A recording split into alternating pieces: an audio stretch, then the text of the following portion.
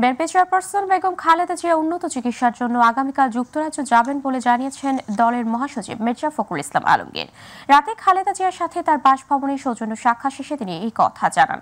ফখরুল বলেন, সাক্ষাৎকালে সবাইকে একসাথে নিয়ে ঐক্যবদ্ধভাবে রাজনৈতিক কর্মসূচি পালন করারও নির্দেশনা দিয়েছেন বিএনপি চেয়ারপারসন।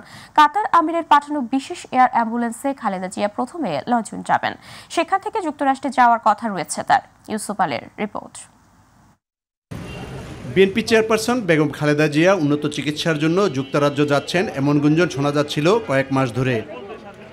অবশেষে লন্ডন যাত্রা নিশ্চিত হওয়ায় রোববার রাতে বেগম খালেদা জিয়ার সাথে তার বাসভবনে সৌজন্য সাক্ষাৎ করতে যান বিএনপির মহাসচিব ও স্থায়ী কমিটির সদস্যরা।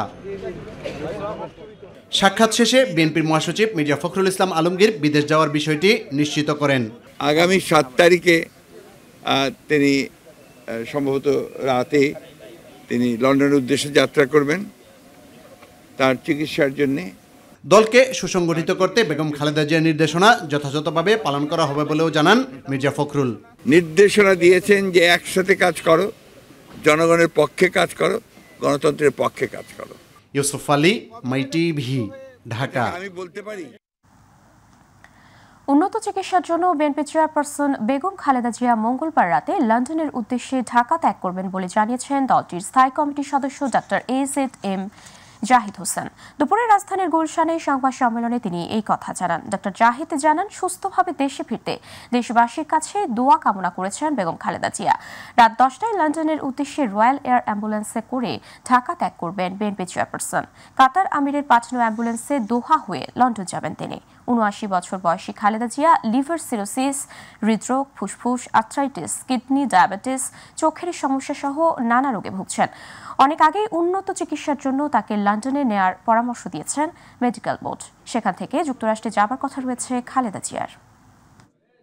সহযোগিতা চাই আর সাংবাদিকদেরকে আমরা কৃতজ্ঞতা জানাই, বিশেষ করে ম্যাডাম, আপনাদের এখানে অনেকটি madam by face by name চিনে এবং উনি আপনাদের সবাইকে ধন্যবাদ জানিয়েছে যে আপনারা বিভিন্ন সময় বিগত প্রায় 5 বৎসর আপনারা যে আনটায়ারিং অর্থাৎ মানে নিরবিচ্ছিন্নভাবে ওনার বিষয়ে যে দেশবাসীকে বিভিন্ন সময় খবর অবহিত করেছেন, জানাচ্ছেন এবং আপনাদের ঔৎসুক্য এবং জনগণের ঔৎসুক্য দূর করার জন্য দায়িত্ব পালন করেছেন, সেজন্য উনি আপনাদের কাছে কৃতজ্ঞ।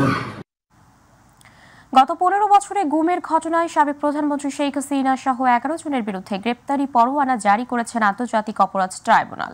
সকালে তাদের গ্রেপ্তারের আবেদন করে প্রসিকিউশন। শুনানি শেষে বিচারপতি গোলাম মর্তুজা মজুমদারের নেতৃত্বাধীন 2 সদস্যের ট্রাইব্যুনাল তাদের গ্রেপ্তার করে 12 ফেব্রুয়ারি হাজির করতে বলেছেন। সাইদুর রহমান আবিরের রিপোর্ট। বৈষম্য বিরোধী ছাত্র আন্দোলনে হত্যাকাণ্ডের বিচার কার্যক্রমের অংশ হিসেবে আন্তর্জাতিক অপরাধ ট্রাইব্যুনালে উত্থাপন করা হয় আওয়ামী লীগ সরকারের মেয়াদে বিভিন্ন পর্যায়ের ব্যক্তিদের গুমের অভিযোগের প্রেক্ষিতে ট্রাইব্যুনালে তথ্য প্রমাণ উত্থাপন করে প্রসিকিউশন। গুমের সংস্কৃতি নামক এক ভয়াবহ সংস্কৃতির মাধ্যমে বছরের পর বছর অসংখ্য মানুষকে গোপন কারাগারে আটক রেখে নির্যাতন, হত্যা এবং তাদেরকে সমস্ত স্বাধীনতা বঞ্চিত করার যে অপরাধ, এটা আন্তর্জাতিক আইনে স্বীকৃত অপরাধ এবং বাংলাদেশের ইন্টারন্যাশনাল ক্রাইমস ট্রাইব্যুনাল আইনের অধীনেও এটা একটা মানবতা বিরোধী অপরাধ।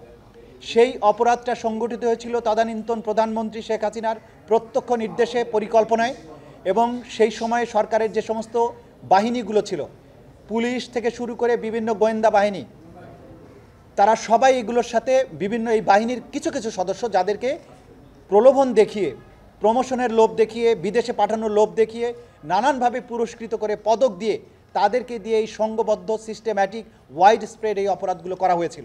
অভিযুক্তদের বিরুদ্ধে গ্রেপ্তারি পরোয়ানা দেওয়ার অনুরোধ জানায় প্রসিকিউশন। সাবেক প্রধানমন্ত্রী শেখ হাসিনা সহ বেশ কয়েকজনের বিরুদ্ধে গ্রেপ্তারি পরোয়ানা জারি করেন ট্রাইব্যুনাল। ডিফারেন্ট একটি মামলায় তাদেরকে আমরা গ্রেপ্তার দেখানোর জন্য আবেদন জানিয়েছিলাম। এর মধ্যে সাবেক প্রধানমন্ত্রী শেখ হাসিনা, তার তদানীন্তন নিরাপত্তা উপদেষ্টা তারিক সিদ্দিকী, তদানীন্তন আইজিপি বেনজির আহমেদ সহ বিভিন্ন সংস্থার মোট 12 জনের বিরুদ্ধে আজকে আমরা গ্রেপ্তারি পরোয়ানা জারির জন্য আবেদন জানিয়েছিলাম। আদালত সেই গ্রেপ্তারি পরোয়ানা জারি করেছেন এবং এদের মধ্যে একজন মেজর জেনারেল বরখাস্তকৃত জিয়াউল হাসান, যিনি কারাগারে আটক আছেন তাকে প্রোডাকশনের জন্য আদেশ দিয়েছেন।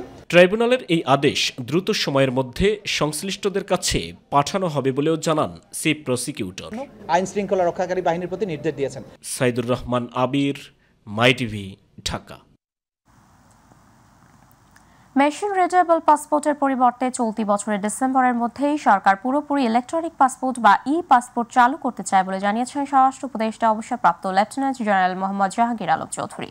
দুপুরে রাজধানীর আগারগাঁও পাসপোর্ট অফিস পরিদর্শন শেষে সাংবাদিকদের তিনি এই কথা বলেন। রোহিঙ্গারা যাতে কোনোভাবেই বাংলাদেশের পাসপোর্ট ব্যবহার করার সুযোগ না পান সেটা নিয়েও সরকারের অবস্থান পরিষ্কার করেন তিনি। এছাড়া পুলিশ ভেরিফিকেশন ব্যবস্থা থাকবে কিনা তা নিয়েও বর্তমান পরিচালকের সঙ্গে আলোচনার কথা জানান স্বরাষ্ট্র উপদেষ্টা। একই সঙ্গে আগামী 31 জানুয়ারির মধ্যে ভিসা ছাড়া যারা বাংলাদেশে অবস্থান করছেন তারা ভিসা সংগ্রহ না করলে আইনগত ব্যবস্থা নেওয়া হবে বলেও হুঁশিয়ারি দেন তিনি।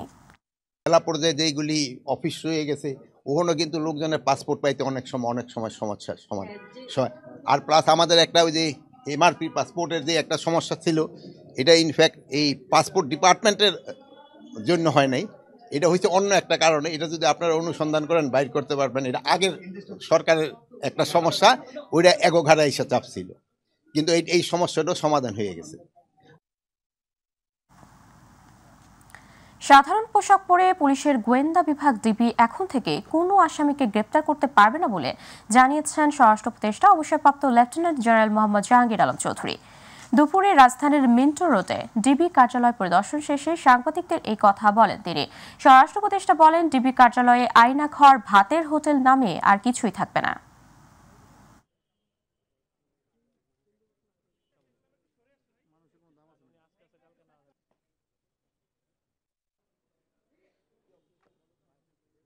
আইন শৃঙ্খলা পরিস্থিতি যে দেশে যেই রকম আছে এটা থেকে আরও কীভাবে উন্নতি করা যায় এই ব্যাপারে আমাদের এখানে আলোচনা হয়েছে।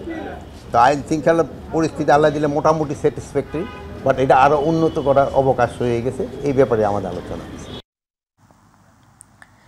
জাতীয় চলচ্চিত্র পুরস্কার প্রাপ্ত খ্যাতিমান অভিনেতা প্রবীর মিত্র মারা গেছেন।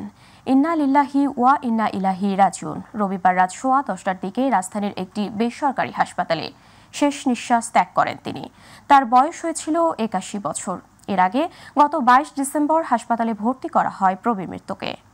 অবস্থা আরও খারাপ হলে আইসিইউতে নেওয়া হয় তাকে। ব্লাড লস হয়, প্লাটিলেটও কমে যায়। স্বজনরা জানান, রাতে ফ্রিজার গাড়িতে প্রবীর মিত্রের মরদেহ ধানমন্ডির বাসায় রাখা হয়। আজ জোহরের নামাজের পর এফডিসিতে তার জানাজা অনুষ্ঠিত হয়। গুণী এই অভিনেতাকে আজিমপুর স্থানে দাফন করা হয়। 1969 সালে জলছবি সিনেমায় অভিনয়ের মধ্যে দিয়ে রূপালী জগতে আসেন প্রবীর মিত্র। তিনি ইসলাম ধর্ম গ্রহণ করেছিলেন। জলবায়ু পরিবর্তন নানা কারণে বিশ্বের বিভিন্ন শহরে দিন দিন বাড়ছে বায়ু দূষণ। দীর্ঘদিন ধরে মেগা সিটি ঢাকাও বায়ু দূষণের কবলে। আজ সোমবার সকালে খুব অস্বাস্থ্যকর অবস্থায় রয়েছে শহরটি। সকাল 8:30টার দিকে আন্তর্জাতিক বায়ুমান প্রযুক্তি প্রতিষ্ঠান IQVR এর তথ্যানুযায়ী 266 স্কোর নিয়ে বিশ্বের দূষিত শহরের তালিকায় শীর্ষে রয়েছে রাজধানী ঢাকা। একই সময় বিশ্বের দূষিত শহরের তালিকায় 254 স্কোর নিয়ে জাতীয় অবস্থানে রয়েছে ভারতের দিল্লি শহর। 201 থেকে 300-র মধ্যে থাকা AQI স্কোরকে খুব অস্বাস্থ্যকর বলা হয়। এই অবস্থায় শিশু, প্রবীণ এবং অসুস্থ রোগীদের বাড়ির ভেতরে এবং অন্যদের বাড়ির বাইরের কার্যক্রম সীমাবদ্ধ রাখার পরামর্শ দেয়া হয়ে থাকে। এছাড়া 301 থেকে 400-র মধ্যে থাকা AQI ঝুঁকিপূর্ণ বলে বিবেচিত হয়, যা নগরের বাসিন্দাদের জন্য গুরুতর স্বাস্থ্য ঝুঁকি তৈরি করে।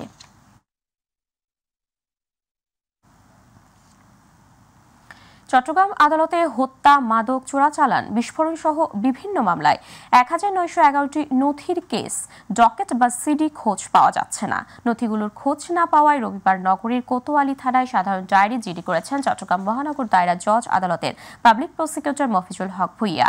জিডিতে উল্লেখ করা হয়, চট্টগ্রাম মহানগর পিপি কার্যালয়ে 28 থেকে 30টি আদালতের কেস ডকেট রক্ষিত ছিল। কোতোয়ালি থানার ভারপ্রাপ্ত কর্মকর্তা আব্দুল করিম জানান, মহানগর দায়রা জজ আদালতের পাবলিক প্রসিকিউটর কার্যালয়ের সামনে রাখা 1911টি মামলার নথি হারানোর ঘটনায় থানায় জিডি করা হয়েছে। জিডির তদন্ত শুরু হয়েছে।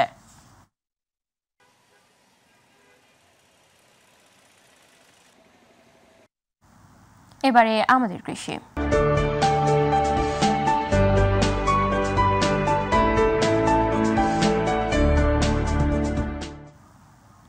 ফরিদপুরে মাঠের পর মাঠ জুড়ে চলছে পেঁয়াজ রোপণের ধুম। মাঠ তৈরি, বীজতলা থেকে চারা তুলে জমিতে বপন, সেচ সহ নানা কাজে ব্যস্ত সময় পার করছেন চাষিরা। গেল বছর পেঁয়াজের ভালো দাম পাওয়ায় এবছর আবাদের পরিমাণ কিছুটা বেড়েছে। অপরদিকে সরকারি প্রণোদনার বীজ বপন করে ক্ষতিগ্রস্ত হয়েছেন কৃষকরা।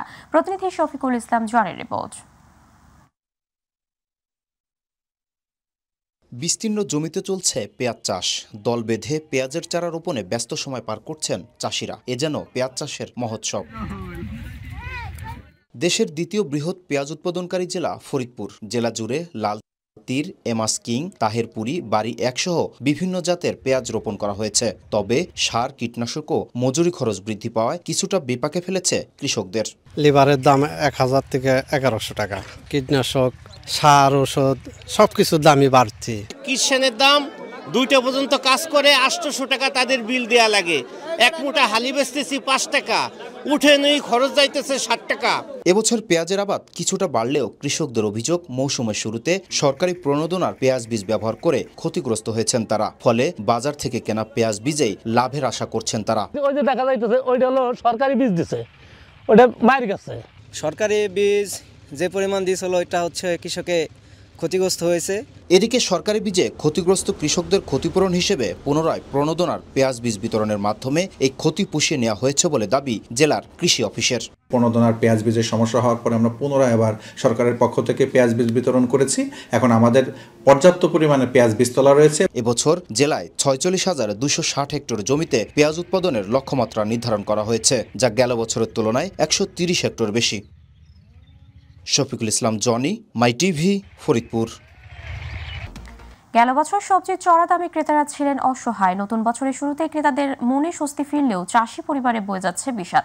লাভজনক ফুলকপি বিক্রি না হওয়ায় মাটির সাথে মিশিয়ে দিতে বাধ্য হচ্ছেন চাষিরা। ফলে ব্যাপক লোকসানের কবলে পড়েছেন মেহেরপুরের শীতকালীন ফুলকপি ও বাঁধাকপি চাষিরা। প্রতিনিধি মাহবুব আলমের রিপোর্ট জানাচ্ছেন শামস তাবরেজ উচ্ছ্বাস। শীতকালে সবজির দর স্বাভাবিকভাবেই গ্রীষ্মকালের চেয়ে কম থাকে, তবে এবারের চিত্র ভিন্ন। ফুলকপি ও বাঁধাকপি বিক্রি করতে পারছেন না চাষিরা। মেহেরপুর সহ সারা দেশে ব্যাপকভাবে কপির আবাদ হওয়ায় বিরূপ প্রভাব পড়েছে বাজার দরে। প্রতি কেজি কপি ক্ষেত থেকে বিক্রি হচ্ছে ২ টাকা থেকে ৮ টাকা পর্যন্ত। এই দামে ক্ষেত থেকে কপি তোলার খরচই উঠছে না কৃষকের। যে কপি চাষ করে লাখ লাখ টাকা আয় করেছেন কৃষকেরা, সেই কপি এখন গলার কাটা। অনেক কৃষক তাই কপি কেটে জমির সাথে মিশিয়ে দিচ্ছেন। কারণ বিক্রি হয়েছে না, এই জন্য কি করবো, ২ বিঘে ভূমি এরম ভাব করে হয়েছে। পুরা ভূমি মনে করেন যে চাষ করছে এবং গরু ছাগলে খাওয়ার জন্য মানুষ নিয়ে যাচ্ছে, তাও ফুরাচ্ছে না। চিটাগাংয়ের স্থানীয় মালগুনা উঠে পড়েছে, এই জন্য আমাদের এই বাইরের মালগুনা সেভাবে তারা খাচ্ছে না। বীজ, সার এবং চাষাবাদের অন্যান্য খরচ বৃদ্ধি পেয়েছে। কপি আবাদে বড় ধরনের লোকসান হওয়ায় পরবর্তী ফসল আবাদ পড়েছে হুমকির মুখে। বর্তমান বিক্রি না হওয়ার কারণে এখন ওটার মেয়ে চাষ করি, অন্য আবাদের সিদ্ধান্ত যাচ্ছে আর কি। বিক্রি আর কয়েকদিন পরে করবো মনে করছি, তো আরেকটা জমিতে আবাদ করবো, তো সে সুযোগটাও নাই। সারা দেশে একই সাথে উঠছে ফুলকপি সহ শীতকালীন সবজি। এতে স্বাভাবিকভাবেই দরপতন হয়েছে। তাই একই দিনে সবজি না তুলে পর্যায়ক্রমে সবজি তোলার আহ্বান জানালেন এই কৃষি কর্মকর্তা। এককালীন সবাই উৎপাদন করার কারণে আমাদের সবজি বাজারে সরবরাহ বেড়ে গেছে, যার কারণে হয়তো সময় একটু আমাদের যে চাষিরা যে কাঙ্ক্ষিত যে লাভটা তারা পেতে চায় বা তারা ধরেছিল, মনে করেছিল এই লাভটা পাবো, সেখান থেকে হয়তো কিছুটা তাদের কম হতে পারে। চলতি মৌসুমে মেহেরপুরে ফুলকপি সহ শীতকালীন সবজি রয়েছে ৪,৯৩৫ হেক্টর জমিতে। শামস তাবরেজ উচ্ছ্বাস, মাই টিভি, নিউজ ডেস্ক। বরিশালের গৌরনদী উপজেলার খাঞ্চাপুর ইউনিয়নের ইল্লা বাসস্ট্যান্ড থেকে তুলাতলা সড়কের ব্রাহ্মণগাঁও আরসিসি গার্ডার সেতু অ্যাপ্রোচ সড়কের নির্মাণ কাজ শুরুর ৩ বছরেও শেষ করতে পারেনি ঠিকাদারি প্রতিষ্ঠান। ফলে ২৩ মিটারের এই সেতুটি পার হতে এলাকাবাসী ও পথচারীরা বিকল্প রাস্তায় পাড়ি দিতে হয় প্রায় ৫ কিলোমিটার পথ। সম্প্রতি উপজেলা প্রশাসন ব্রিজের দুপাশে মাটি দিলেও জনসাধারণের চলাচলে ভোগান্তি লাঘব হয়নি। মোহাম্মদ গিয়াসউদ্দিন মিয়া রিপোর্ট জানাচ্ছেন আতিকুর রহমান তিতাস। আইপিআরপি প্রকল্পের আওতাধীন বরিশালের গৌরনদী উপজেলার ইল্লা বাস স্ট্যান্ড থেকে তুলাতলা সড়কের ব্রাহ্মণগাঁও খালের উপর ২৩ মিটার দৈর্ঘ্যের আরসিসি বর্ডার সেতু নির্মাণের জন্য ২০২১ সালের ১১ এপ্রিল মেসার্স কোহিনুর এন্টারপ্রাইজ নামের একটি ঠিকাদার প্রতিষ্ঠানকে কার্যাদেশ দেওয়া হয়। তবে ২,৭৩,৫১,১৯৯ টাকার এই সেতুটি নির্মাণ কাজ কার্যাদেশের ৩ বছরের অধিক সময়ও চলতি বছরের শেষ দিকে এসে শেষ হয়নি। এখনো আমাদের ব্রিজে কোনো কাজ হয় নাই। এখনো আমার যাইতে চলাফেরা করতে আমাদের খুবই কষ্ট হয়। আমাদের 5 কিলোমিটার ঘুরে তারপরে আমাদের মেইন রোডে উঠতে হয়। ঠিকাদারি প্রতিষ্ঠানে সেতুটির কয়েক দফা সময় বৃদ্ধি করে নির্মাণ কাজের জন্য 70% কাজ শেষ করে দীর্ঘদিন কাজ বন্ধ রাখে প্রতিষ্ঠানটি। পরবর্তীতে 3 বছরের বেশি সময় পর সেতুটির কাজ তড়িঘড়ি করে সম্পন্ন করতে চলতি বছরের ডিসেম্বরে আবার কাজ শুরু করা হয়। আর বিকল্প সড়কের বাইপাস সড়কটির মাটি ভেকু মেশিন দিয়ে অ্যাপ্রোচ সড়কের কাজে লাগাচ্ছে ঠিকাদার। তাই ব্রিজ মেকে 3 বছর ধরে হারাইতেছে, এই ধরে এই নাই, এই আবার একদম করে আবার যাইয়া। এখান থেকে প্রতিদিন শত শত মানুষ যাতায়াত করে, কিন্তু যে বাইপাস রাস্তা ছিল ওই রোডটা অনেকে ভাঙা ছিল এবং ব্রিজটাও খুব ভাঙা ছিল। এতে করে গত 1 সপ্তাহ ধরে বাইপাস সড়ক না থাকায় যাতায়াতে চরম ভোগান্তিতে পড়েছেন বিভিন্ন শিক্ষা প্রতিষ্ঠানের ছাত্রছাত্রী সহ এলাকাবাসী। এখানে মাটি ভরাট করার পরও এখানে বৃষ্টি যখন নামবে তখন আরো ভোগান্তি বাড়বে। এই কোনা গেছে ডাইবরা যাওয়ার পরে গাড়ি ভাঙছে, আমার 11,000 টাকা লাগছে গাড়িটা ঠিক করতে। দ্রুত সময়ের মধ্যে কাজ শেষ করার আশ্বাস দিলেন এই প্রকল্প পরিচালক। এই প্রকল্পে জুনে কোনো টাকা পাই নাই আমরা, জুনে বিল দাখিল করা, বুঝতে পারছেন ব্যাপারটা। বিভিন্ন লোকে বিভিন্ন ধরনের কালার করে ডাইভার্ট করে, ওটা আপনার 2 দিনের মধ্যে শেষ কাহিনী। আপনারা গাড়ি নিয়ে ওটির উপরে যাইবেন, টেনশন করেন না। তবে কাজ শেষ করতে এই দীর্ঘ সময়ের ব্যাপারে প্রশ্ন করা হলে কোনো সদুত্তর দিতে পারেননি তিনি। আতিকুর রহমান তিতাস, মাই টিভি।